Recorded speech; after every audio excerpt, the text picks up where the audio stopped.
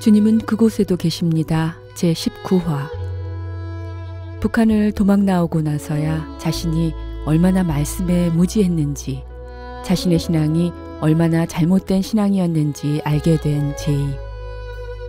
성경을 다 읽고 나서야 과거 자신에게 충고하던 사람들이 진정한 친구이자 동료였음을 알게 되는데, 오늘은 그들 중 제이와 생사를 같이 하며 늘 잘못된 신앙을 충고해주던 제이의 진실된 친구 M의 이야기를 함께 들어보겠습니다.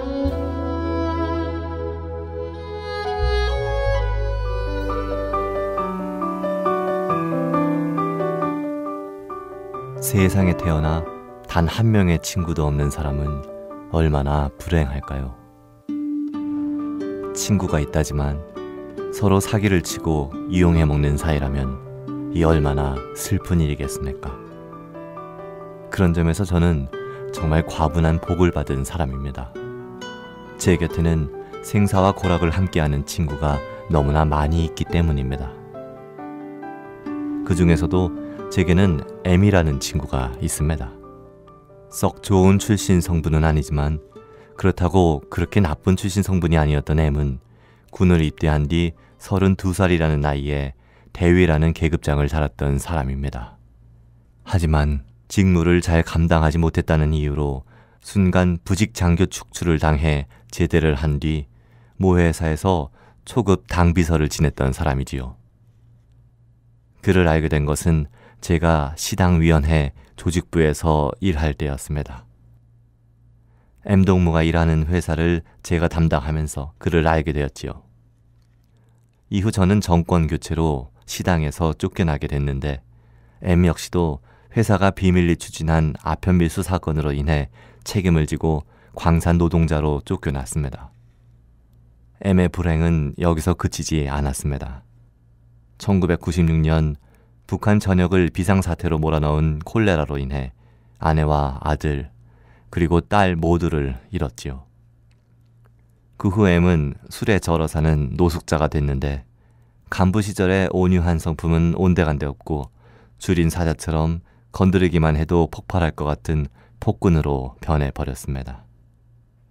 그렇게 계속해서 하루가 멀다 하고 망가져가던 그는 1996년 가을 어느 날 밤에 그에게 앙심을 품은 어느 괴한의 칼에 찔려 죽어가고 있었습니다.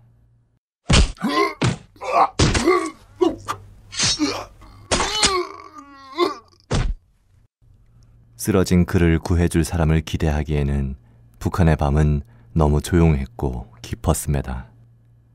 하지만 그렇게 죽어가는 그를 밤마다 도둑질하러 거리를 쏘다니던 저희가 발견했고, 죽음의 문턱까지 이르렀던 그는 무사히 이 생으로 건너올 수 있었습니다. 더군다나 M은 그를 정성껏 간호하던 여인을 사랑하게 되어 평생의 반여자로 삼게 되었지요.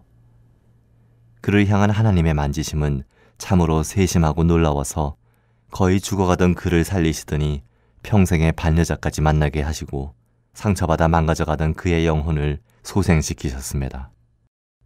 이렇듯 하나님은 상한 심령을 만지시는 사랑의 하나님이십니다. 그렇게 하나님의 사랑으로 완전히 회복된 M은 이후 밤거리를 쏘다니며 도적질하는 저를 괴롭히기 시작했습니다. 지옥을 향해 줄다름질하려거든 자네 혼자 나가게. 이 선한 사람들까지 악의 구렁텅이 몰아넣지 말고.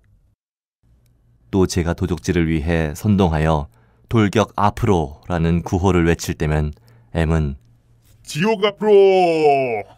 라고 하며 지옥을 운운했습니다. 한 번 들어도 끔찍한 소리인데 그 소리를 계속해서 듣고 있자니 너무도 괴로웠습니다. 밤거리에 쓰러져 있던 그를 데려온 저 자신이 원망스러울 정도였지요. 그러던 어느 날 M은 문득 지난날의 저를 떠올리며 이렇게 말했습니다. 당시 자네는 사내 중에 사내였어. 의리도 있고 뚝심도 있고. 칼에 찔려 죽어가던 나를 살려줘서가 아니라 자네의 심성을 잘 알기에 난 자네를 평생의 생사를 함께할 친구라고 생각한다네.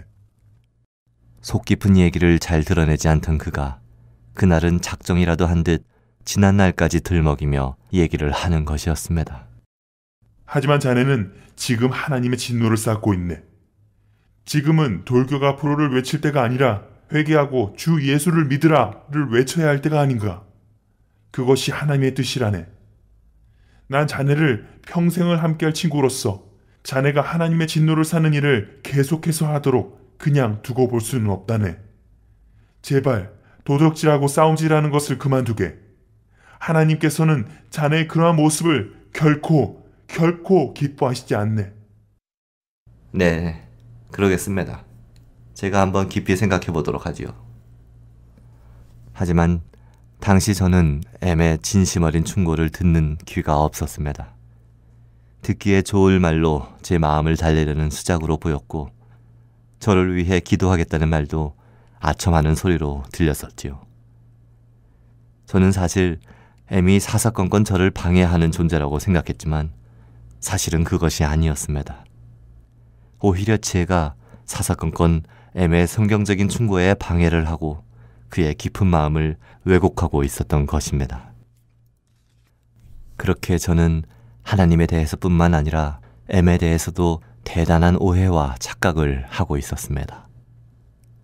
그러던 제가 저 자신을 객관적으로 바라보게 된 계기가 있었습니다. 바로 더 이상 고국으로 돌아갈 수 없는 탈북자 신세가 되고 나서였습니다. 시리에 빠져서 하나님을 원망하다가 우연한 기회에 신약 성경을 읽고 나서야 친구의 충고가 옳았음을 알았고 그가 입에 발린 말이 아니라 진심 어린 말을 했음을 알게 되었습니다.